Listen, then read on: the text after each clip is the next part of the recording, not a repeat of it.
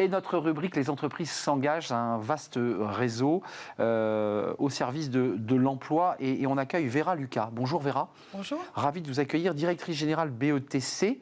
Et vous développez, vous, un concept à l'intérieur de cette très grande entreprise. C'est quoi votre concept? J'allais dire, c'est presque de la philo dont vous allez nous parler. On n'est plus dans l'espace de travail traditionnel, mais vous offrez autre chose. C'est quoi? On ouvre la pensée des salariés, on crée des croisements. C'est ça l'idée? D'inventer un nouveau monde? Alors, ça nous arrive de travailler sur des problématiques de bureau, mais pas que. Le constat de départ, c'est de se dire qu'il y a un Français sur deux qui vit dans une agglomération de plus de 100 000 habitants.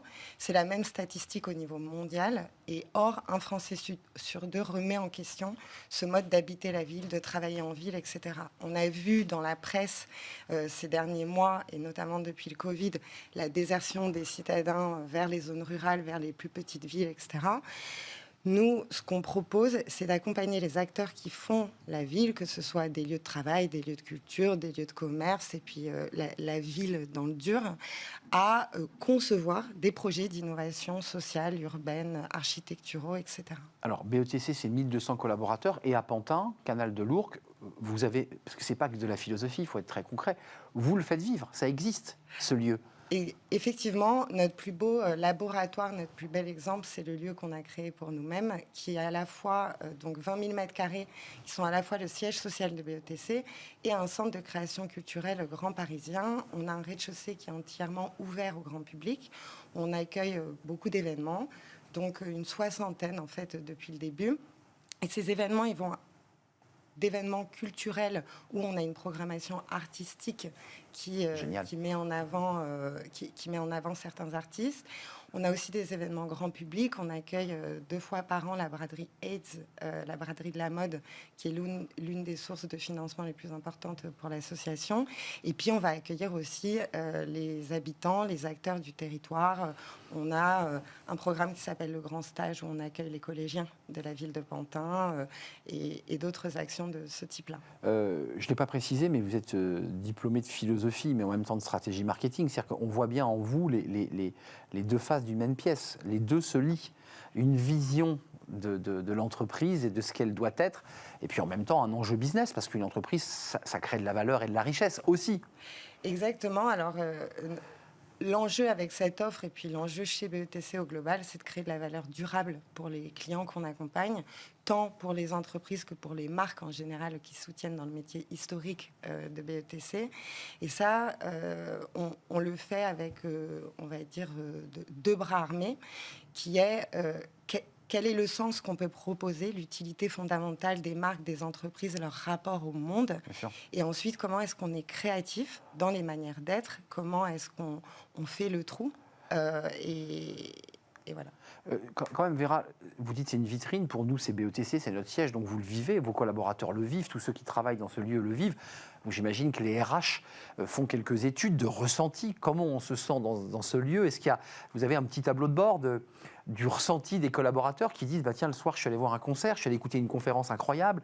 Finalement, j'ai eu envie de rester dans les locaux, parce qu'il y a aussi cet enjeu-là, c'est de donner aussi envie aux gens de rentrer dans les bureaux. Vous avez des retours comme ça des salariés? Alors, c'est très compliqué de le quantifier. Ouais, et puis, ça demande un niveau de questionnement des talents qui n'est pas dans la philosophie de l'entreprise.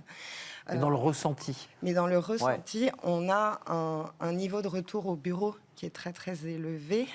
Voilà, on a 20 000 m² qui sont vécus comme habités.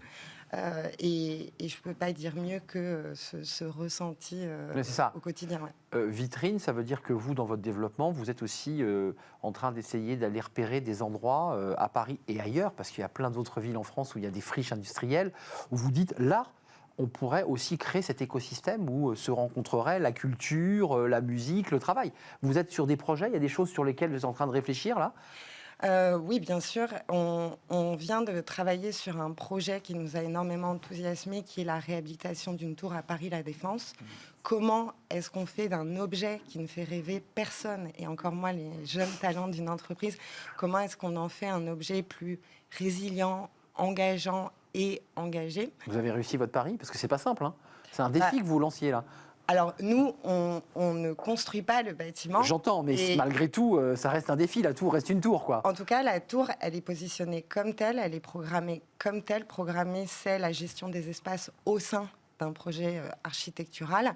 Et aujourd'hui, ils ont tout pour faire que ça fonctionne et aider un territoire qui est vraiment en mal de désirabilité à proposer des solutions nouvelles dans les manières de travailler et d'habiter Paris La Défense. Sujet passionnant. Et puis allez voir, parce que c'est un lieu ouvert au public, Oui. Pantin, cette friche BETC, qui est maintenant un lieu de 20 000 m² où il se passe plein de choses. Et le rez-de-chaussée vous est ouvert. Oui, on a une programmation qui est extrêmement riche, gratuite et accessible à tous. Donc voilà, tout le monde est le bienvenu.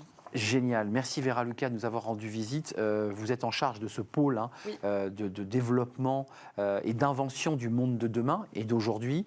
Chez BETC, c'est 1200 collaborateurs et qui est une très grande agence de communication. C'est comme ça qu'on peut résumer BETC. Oui. Impactante et durable.